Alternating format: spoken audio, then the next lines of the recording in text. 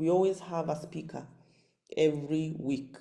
And, once you're a member, once you paid the 5,950, you will have a chance now to give this, to be a speaker, 30 to 45 minutes, and you talk about your business. So today we are speaking about building a sales pipeline that drives results. This is not a typical sales pipeline. They're just some nuggets of wisdom that we are going to share this morning. And the areas that we are looking at is specifically how do you get oversubscribed, and so that you can influence and attract the right customers. Because sometimes we are busy, looking for customers, but somehow we are not getting. And one thing, as we've discussed in our previous sessions, is that not everybody who sees you or who sees your product or who sees your services will purchase. It's just a certain percentage, and usually maybe a 10% or 20%, or even sometimes a 5%, depending on how how visible you are. And if your 5% is what is going to give you your financial target for the year, then how do you get a lot more people, thousands and thousands of people, viewing your products, viewing your services, so that that 5% can be adequate enough for your income?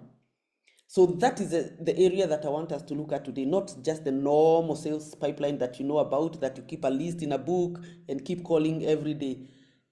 I just want to look at how do you get oversubscribed to influence and attract the right customers.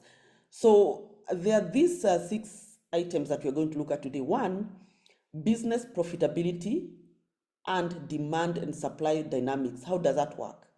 What is oversubscription, and how do you get more demand than supply? Right? How do you make people coming for your services a lot more than you can even handle, so that you even end up employing people to support you? Then how do you attract the right people? Where is your tribe? Because remember, I could be a coach, somebody else is a coach, the other person is a coach, but somehow you feel more inclined to this coach but not the other coach. And that is what I'm calling your tribe. That comes from a gut feel. Yeah, you could be offering the same services, but this gut feel of a potential customer feels more inclined to a certain coach and not the other. Or if you're selling a product, they want to buy from you and not the other person who is selling something similar to you. So how do you create that tribe, your people? Yeah.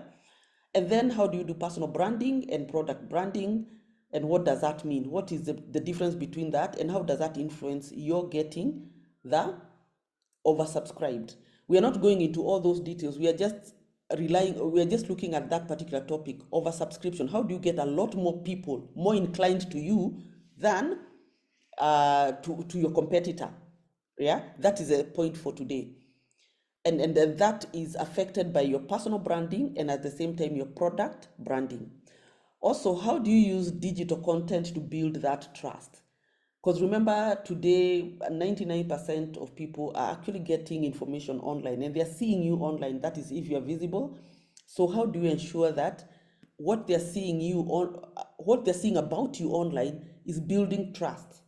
Yeah, because trust is built by the content, the value they get online, and even how you communicate with them. What is this they are reading about you? When they listen to your videos, what is this they are picking from that? And how does that make them feel?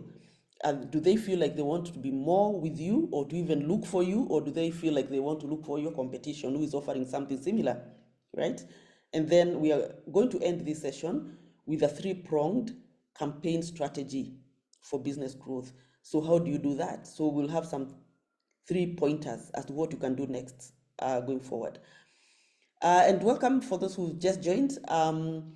This is what we're covering today, and it will be mainly based on how to get oversubscribed so that you can actually meet your target, business financial target. So what is this oversubscription strategy we are talking about? We are saying that profitability comes when demand is greater than the supply. And that's what we are trying to achieve, to get a lot more people interested in what we are selling than we can supply. That is a dream that we have. And I'm sure everybody who has a business would want to achieve that. So the first thing you are supposed to do is to define your official capacity. How many customers customers you can delight or you can handle. Let me give you an example. Assume you have a restaurant. This restaurant has about 20 seats. It's a small restaurant. Only 20 people can sit at any one given time. And maybe you serve how many meals per day? Maybe you can afford to serve maybe 5 meals per day. So what that means is that if you have 20 seats and you can serve 5 meals a day, so 20 times 5, that means your official capacity is 100. So you can only sell 100 meals per day. So that is what I mean by official capacity. So you need to go back to your business and check, what is my official capacity? What can I handle in a day, in a week, in a month? What's your official capacity? Without that figure, then we don't know where we are heading, because that is a figure that dictates then how much momentum do I need to build to be able to achieve this official capacity. Will my restaurant just be having 5 customers per week? Yet my official capacity per day is 100. Per week, if it's 5 days or 7 days, that's 700. You're only doing much less than that, right? So you must have that figure. What's your official capacity? Number 2, focus on attracting the right audience, not just more people. In this restaurant, what type of food then do you sell? And what is your target clientele? If let's say you sell Indian food, so who are your right audience? And are you marketing to the right people? So number 1, is it positioned where most Indians can be found? Or it's in a place where they cannot be found and yet you're selling Indian food? 2, how do you focus then on attracting the right audience? On how do you speak with them? Do you give them flyers if it's a restaurant? Is it well lit? Is it the messages or the name of the restaurant? Is it visible when people are passing by? They're able to see it. Do you even visit various places where Indians visit so that you can create awareness? How then do you attract them? Yeah. Well, don't worry about these examples I'm giving here, but all I'm saying is that these are, examples that are out there, like the Cybertruck by Elon Musk. That one has its own clientele. If it's Rolex watch, it has its own clientele. So are you attracting the correct customers for your business? Yeah. So the best thing to do, and this is the approach I want to discuss today, is to bypass the brain's filter. What we are told by psychologists is that brains filter the messages that they receive. Remember, there's so much messages online, right? As you scroll, as you go to the YouTube channel, as you're in Facebook, there's something that makes you stop and read a message while the rest you're just passing. So what is this that will make somebody stop? There are 4 ways to make that somebody to stop and read, yeah? And this is called a limbic system because of the brain system, yeah, the way it works. It's either scary, something that comes and pops onto your screen and scary, somehow you stop and like, oops, what's this? Or something strange, or something, some people stop because something is sexy. Or even, but in our businesses, we like the last one, which is most effective. Something that is being offered for free. Yeah, you are scrolling down, you are looking for a restaurant, right? And then you realize that they have an open day, and they're saying once you come in there, you get a free drink or you get a free, welcome cocktail. So normally, in our businesses, like for me as a coach, free gifts are the ones that work for me. If I scare my coaches or I bring something strange, I am not too sure I will be able to deliver. But there are some businesses, right, that may use the scary stuff, the strange stuff to attract people, especially in this art industry or the music industry, right? They may use some of that stuff that will make you stop and even attempt to be curious to find out what it is all about, right? So there are many more. These are just 4 that can stop the brain from filtering and from scrolling ahead. So you need to figure out in your world, what is this that works for you, right? In the coaching world, in the training world, in mentorship world, free gifts work. So what are these free gifts? Today you are listening to me, it's all free. You did not pay to come here. So this is just one of them. And there are many others you can do. There are others like ebooks. You can write a very nice ebook and you can share it. And those free gifts are the ones that get your tribe. Remember we talked about your tribe? More curious about your services. Because if you come for this session or you read a certain ebook that speaks about business growth, because my target clientele is about businesses that want to grow. So those are the ones who will be interested in an ebook that talks about business growth. So I'm actually putting together my tribe by doing all that, right? The other item, and we spoke about it for those who are not there, I'll repeat it again, is how to build trust. Remember, people only do business with you when they trust you. And there's a journey. The first time they see you, they have only gotten to know you. And then the second time, the fifth time, the 10th time, they may start liking you. And maybe from then on is when they'll start trusting you. So there's a know, like, and trust that you need to build for your businesses. And for them to trust you, right? What statistics say is that from Google, they did a research, they say they need to have consumed 7 hours of your content, right? In fact, you can comment in the comment section. Does the information you have online, your YouTube channel, your TikTok, your blogs, can they constitute to 7 hours of content that someone consumes so that they can start trusting you, right? If you add up, if someone read your blog, they'll take maybe 20 minutes.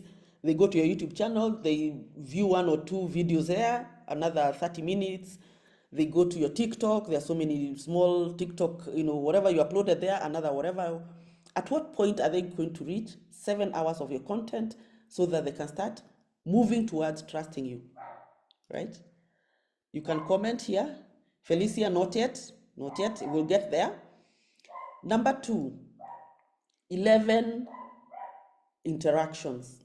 What this means is that as they engage with you for these 7 hours, they need to have had 11 different interactions. So maybe you met at a conference, maybe they have seen you on your YouTube channel, maybe they have seen your TikTok, they have attended a conference where you are a speaker. How many different 11 interactions have you had with this particular potential customer who you want to trust and start giving you business?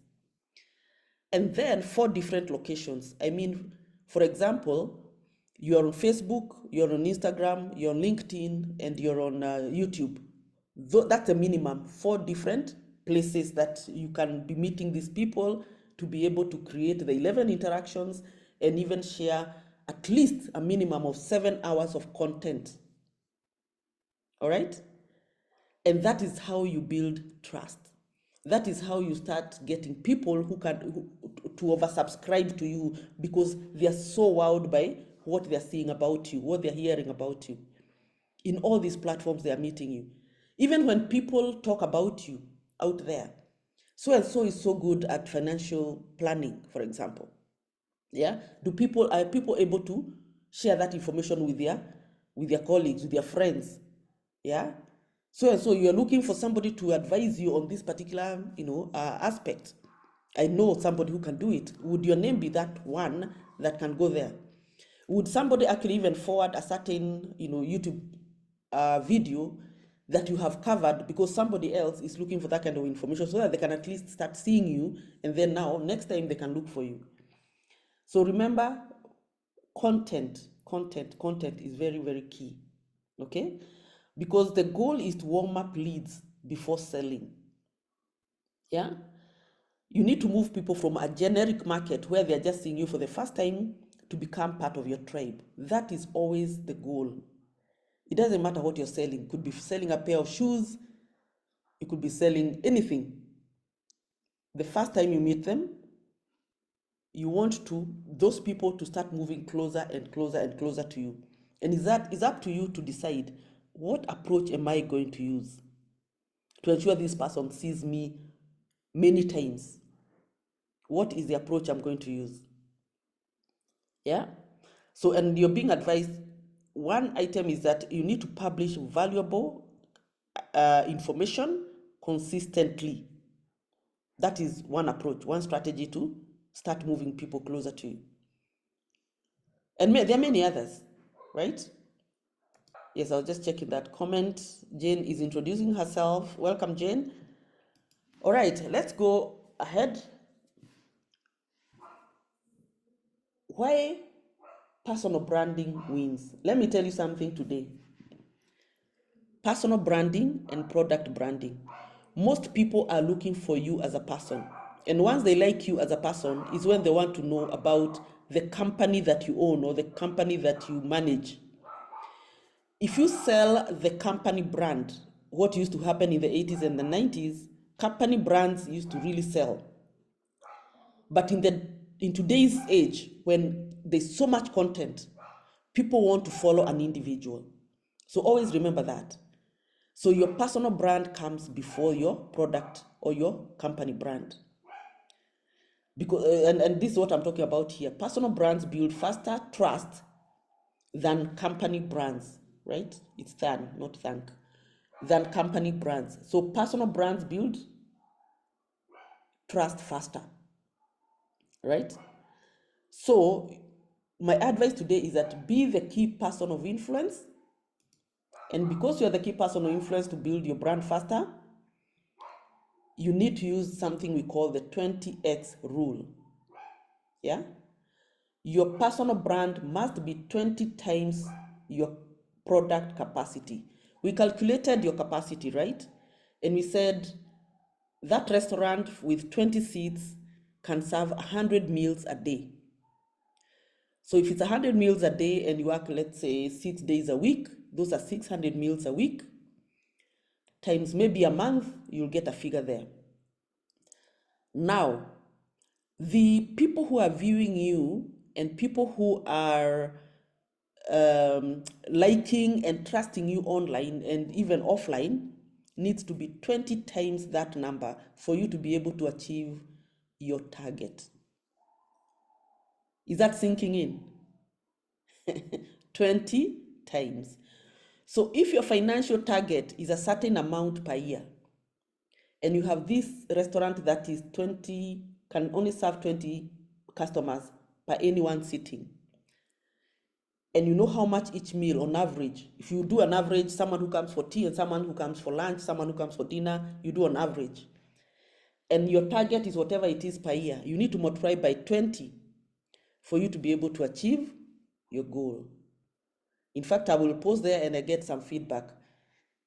What do you think about setting your annual goals? I know in our Gen network, we are talking about multiply by 3 every year to achieve the next goals. Yeah, when you're achieving goals. But in this one, what I'm saying is, if your customers are 100 per day, you should be targeting 2,000. Right? Your target should be 2,000 so that you get your 100 customers per day. Okay? And remember, we are talking about it's personal branding. So it's you they are following. When you hear about Virgin Company, you hear about Richard Branson. And you follow Richard. And then you start finding out what else does he have. Right? So it's you and your business that people want to see, to hear, and to follow. And your goal in your mind is to influence 20 times your capacity that we defined. Okay, I'm assuming that has sunk. I can't see any comment. All right. So the other item is about selling less and collecting signals. So your 20 times your capacity is about the signals that you create. What do I mean by signals? Yeah, is to build engagement before asking for money, just to make sure that people can remember you, can see you, and have understood you. What is this you're offering? Because people may actually see you many times, but they continue asking you, what do you offer? right? If they're asking you what do you offer, that means you've not reached that point of making them understand. Oh, thanks, Jane. This is informative and useful. Thanks. So what we are saying here is you can use surveys, you can use scorecards, you can just to understand, to ensure that your potential customers can register their interest. So as you go out there and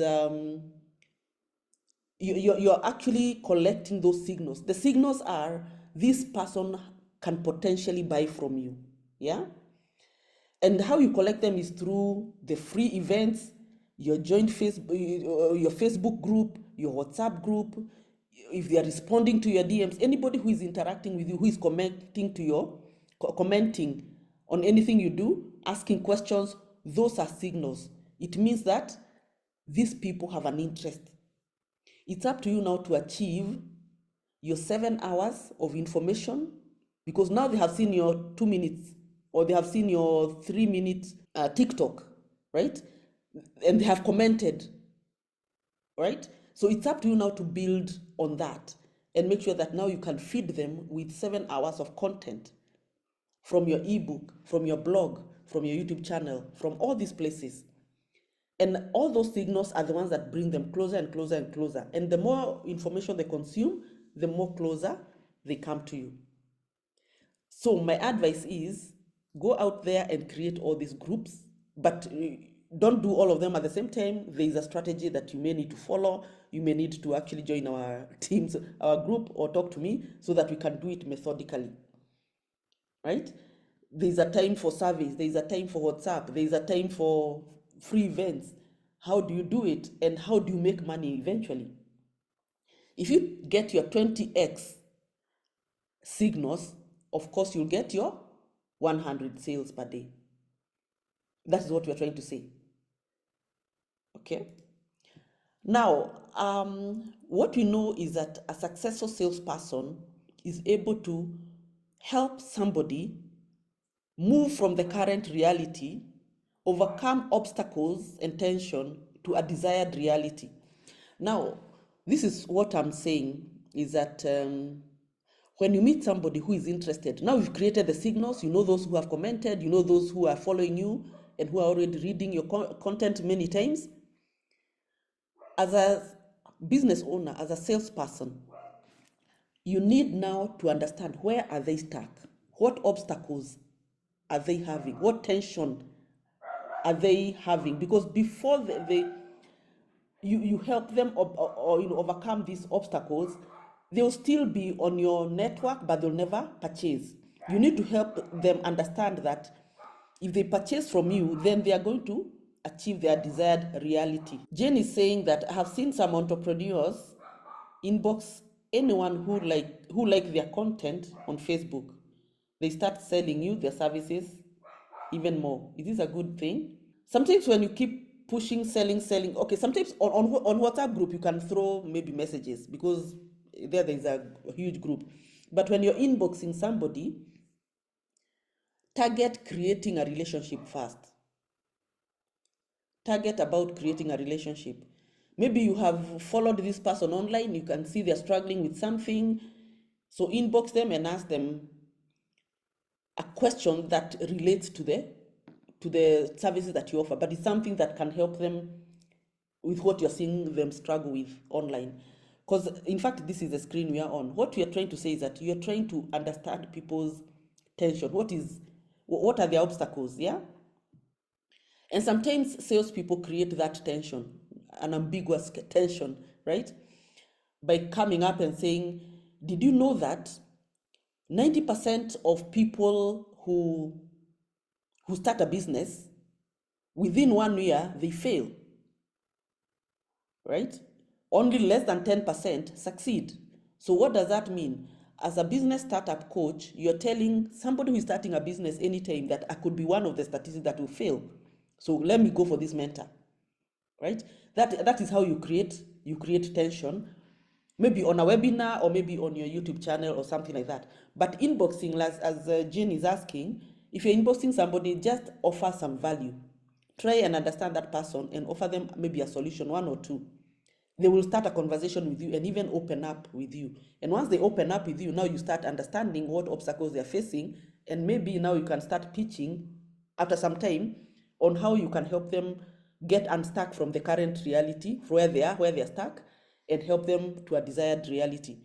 And that's how now you market. But I always say, if you're DMing somebody, it must be something of value you're sharing for free, not just pushing products. Pushing products, you can push anywhere on social media, anywhere, but not targeting somebody. When you're targeting somebody, let it be something that's useful to what they're experiencing. And that takes time for you to first understand. Yeah. So when you're helping people get unstuck from their current reality to their desired reality, you are showing them the path of least resistance. Yeah. We are not saying that these 90% of people who fail in business within 1 year of starting a business, that you'll be able to help them, all of them. Some of them may come in and maybe they may realize, one, they can't afford you, two, they can only buy your cheapest product. Maybe they can only buy a book from you to read for themselves, right? Yeah, it's an easy way to show them the path of resistance to get there. But if they don't take the steps that you have advised them, then they may not get the full 100% of the solution that you're giving them. But anyway, all you're trying to do as a marketing person, or as you're trying to close your sales, is to show people a path of least resistance. And maybe that is when, once you offer something free, you tell them, now to get more information, sign up to this course, sign up for this training. That's what we are trying to say. But always start with a conversation, and free information is very key. So that once they now they trust you, they can actually now start signing up to you. So let's understand now, when do people actually make a decision to buy? There are 3 conditions that must be right. One, they must have a logical reason to work with you. In their mind, they have said, they're assessing you as a person, your personal brand, the content you're sharing, the product you're sharing, the characteristics of that product. So logically, they can see, actually, this can work for me. Then they go to their emotions. How do you make them feel? Do they feel good to work with you? The logic makes the decision, yes, I like that product, but the emotions are the ones that determine whether they feel good working with you. And you, as a salesperson, you need to always have a sense of urgency, or to make sure that they see a sense of urgency to work with you. Yeah? Now, not NIW, now and not in the future. They see a sense of urgency.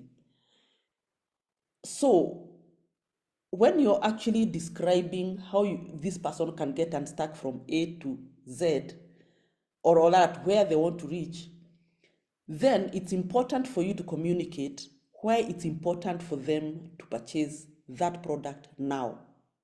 Because they may say, yes, this can work for me, but I need to use my money for a holiday with my family, or I want my husband or my wife to have a view of this, or I'll come back later.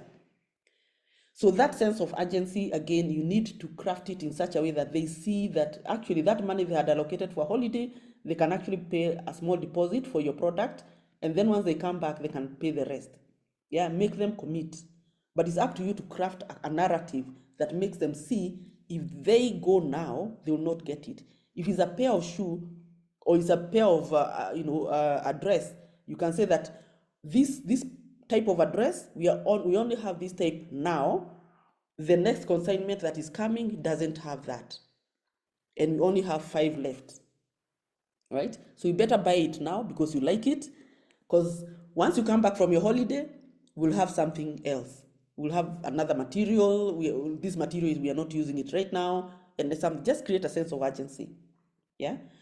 And then the last point here, I'm saying that most people, salespeople, don't satisfy these 3, because you want to help somebody logically understand what this item can do for them.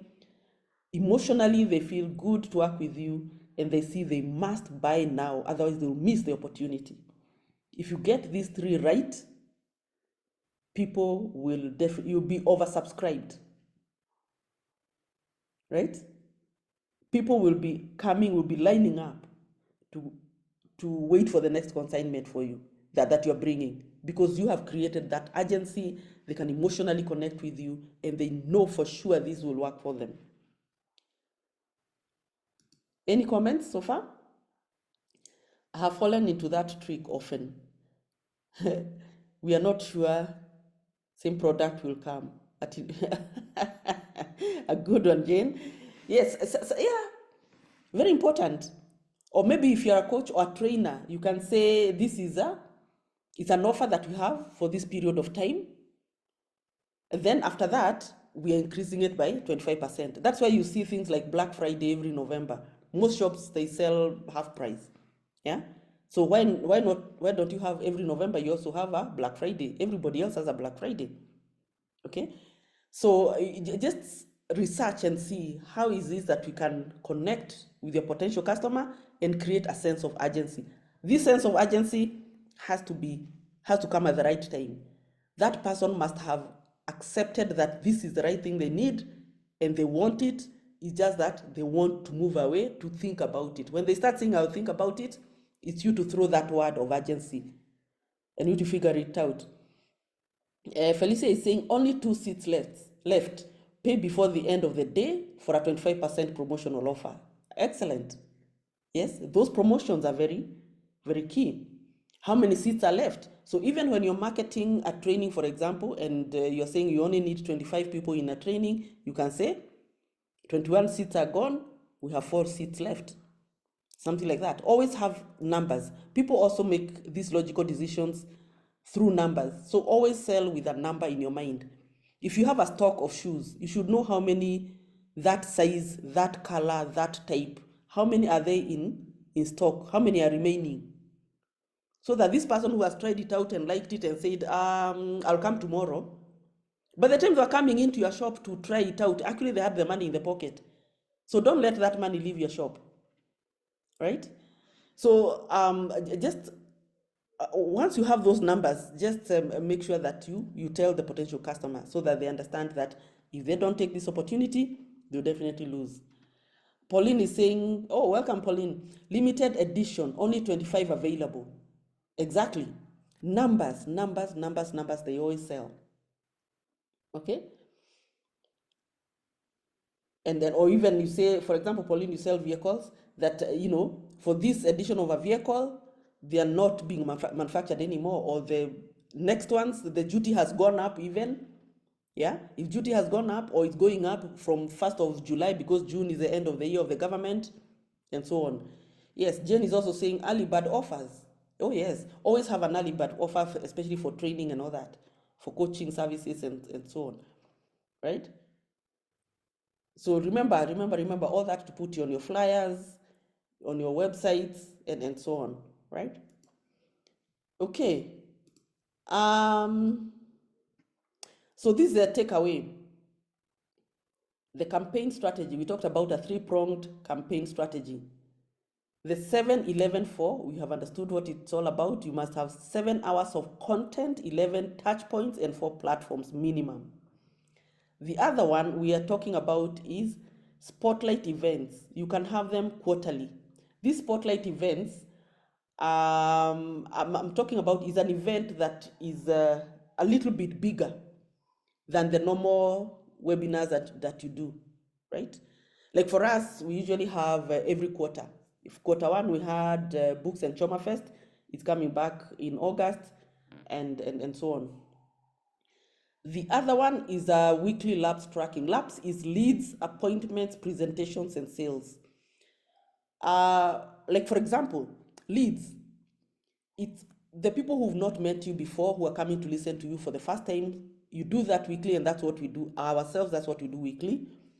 We just make sure that people come listen to us. Even if they listen to one topic, they'll eventually go into the YouTube channel where we upload this, and they'll be able to watch that. Then from there, you may get some appointments, and from those appointments, you do the presentations for those people who come and ask more details about a certain something they heard from you, and from there, you're able to close a sale. You can also use surveys. for and track what people are thinking. Maybe in your network you have a good number of people who have listened to you maybe once or twice. You can do a survey and just figure out, as they give you feedback, that report will tell you what is it they're looking for. Could it be different from what you're offering? So these are three-pronged campaign strategies I would want you to go out there and implement, so that you can be oversubscribed and ensure that you close more sales to meet your capacity and even exceed your capacity. All right, so do we have any questions? So just to recap on what we've covered today: define your official capacity, count your available hours of content online. So this is another homework. Go out there, check how many hours of content have you put on various platforms, see whether it can reach your 7 hours. Then develop a plan to collect the signals.